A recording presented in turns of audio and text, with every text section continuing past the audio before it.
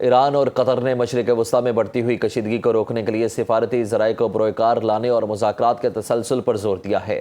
ایرانی وزیر خارجہ سید عباس عراقچی اور قطر کے وزیر اعظم اور وزیر خارجہ شیخ محمد بن عبد الرحمن ال ثانی کے درمیان ایک اہم ٹیلی فونک رابطہ ہوا، جس میں خطے کی تازہ ترین صورتحال، خصوصاً آبنائے خروس میں حالیہ پیش رفت اور سیکیورٹی امور پر تفصیلی تبادلہ خیال کیا گیا۔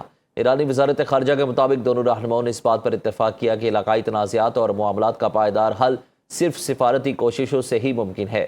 بیان میں مزید کہا گیا کہ دونوں ممالک خطے میں کشیدگی کے مزید پھیلاؤ کو روکنے کے لیے باہمی رابطوں اور قریبی تعاون کو مسلسل جاری رکھیں گے۔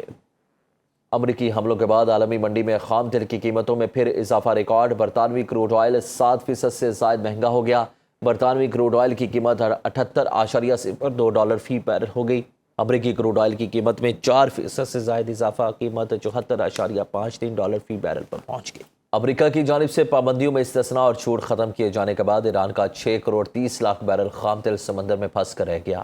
امریکی معاشی جریدے بلومبرگ کی رپورٹ کے مطابق ویسل ٹریکنگ ڈیٹا بحری جہازوں کی نقل و حرکت کے نظام سے یہ ظاہر ہوتا ہے کہ لاکھوں بیرل خام تیل سے لدے ایرانی ٹینکر خلیج فارس سے لے کر آبنائے ملاکا تک یا تو سمندر میں رکے ہوئے ہیں یا پھر انتہائی سست رفتاری سے رواں دواں ہیں۔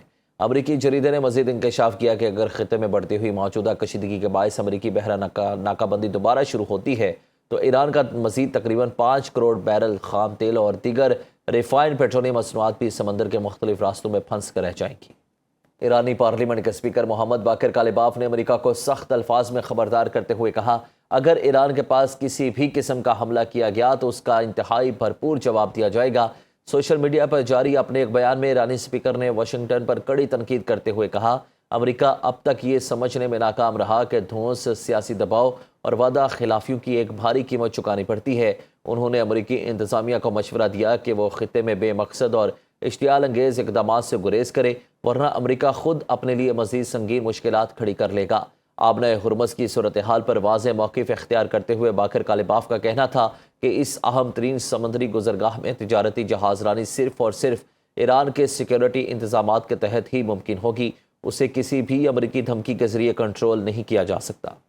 ایران نے امریکہ پر مفاہمتی یادداشت کی سنگین خلاف ورزی کا الزام عائد کرتے ہوئے دو ٹوک الفاظ میں واضح کیا کہ تہران اپنے قومی مفادات، حاکمیت اور خود مختاری کے تحفظ پر کوئی سمجھوتہ نہیں کرے گا۔ ایرانی وزارت خارجہ کے ترجمان اسماعیل بقائی نے سوشل میڈیا پر جاری ایک بیان میں کہا کہ دونوں ممالک کے درمیان طے پانے والی یادداشت کسی باہمی اعتماد پر نہیں بلکہ عہد کے بدلے عہد کے اصول پر قائم تھی۔